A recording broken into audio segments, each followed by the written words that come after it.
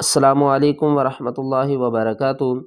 آج کے سبق میں ہم سورۃ النور کا ایک رکوع ہے جس میں 3 مشکل ترین ورڈ استعمال ہو رہے ہیں، تو آج ہم ان کو پڑھنا سیکھیں گے۔ اگر آپ قرآن پاک کو آسان تجوید کے ساتھ پڑھنا چاہتے ہیں تو ہمارے سبق میں شامل ہو جائیے، انشاءاللہ آپ کی تجوید درست ہو جائے گی۔ چلے سبق شروع کرتے ہیں، غور سے سنیے گا۔ اعوذ باللہ من الشیطان الرجیم، بسم اللہ الرحمن الرحیم۔ سب سے جو پہلا مشکل ترین ورڈ ہے وہ یہ ہے آیات نمبر 35 میں۔ اکثر لوگ کنفیوز ہو جاتے ہیں کہ اس کو کس طرح پڑھنا ہے، اس کی ادائیگی کو کس طرح ٹھیک کرنا ہے۔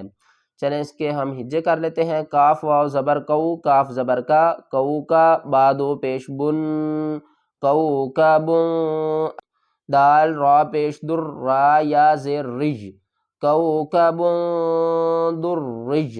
آگے یہاں پر ہم کیا کریں گے؟ ادغام کریں گے۔ ادغام کیا؟ ایک حرف کو دوسرے حرف میں ملائیں گے۔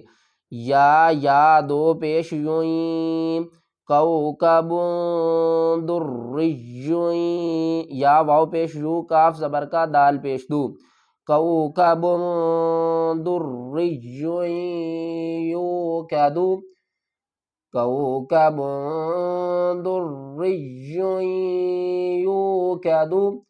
یہاں پر اب آپ دیکھیں تو یہ مشکل ترین ورڈ ہے، اس کو کس طرح پڑھنا ہے؟ کاف زبر کا، سین زبر سا، کاسا، را الف زبر را، کاسا را۔ آگے دیکھیں تو یہاں اقلاب کا قاعدہ استعمال ہو رہا ہے۔ اقلاب کا مطلب کیا ہوتا ہے؟ بدلنا۔ کس چیز کو بدلنا؟ جب نون ساکن اور تنوین کے بعد با آ جائے تو ہم نون ساکن اور تنوین کی آواز کو میم کی آواز میں بدل دیں گے۔ کس طرح؟ با دو زیر بم، ہم نے بن نہیں پڑھنا، اس کو کیا پڑھنا ہے؟ بم۔ کسرا بم، با زیر بی، کاف یا زیر کی، کسرا بم بکی، عین زبر آ، تا یا دو زیر تین، کسرا بم بکی آتین۔ یا کو ہا سے ملائیں گے، یا ہا زبر یح، سین زبر سا، با پیش بو، ہا پیش ہو، کسرا بم بکی آتین یحسب۔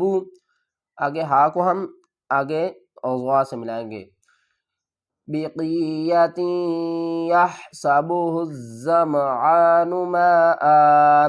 اسی طرح اب آگے دیکھیں، یہ مشکل ترین ورڈ ہے آیات نمبر 40 میں۔ او کظلمات فی بحر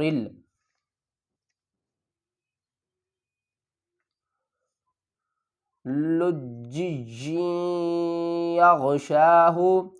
را کو لام سے ملائیں گے، لام کو جیم سے ملائیں گے، جیم کو آگے یا سے ملائیں گے، اور یا پہ ہم کیا کریں گے؟ ادغام کریں گے غنے کے ساتھ۔ لام جیم پیش لج، جیم یا زیر جج، لج، یا کو یا سے ملائیں گے، یا دو زیر ییں، لج ییں۔ یا کو غین سے ملائیں گے، شین کھڑا زبر شا، لج ییں یغشا، ہا پیشو، لج ییں یغشاہ۔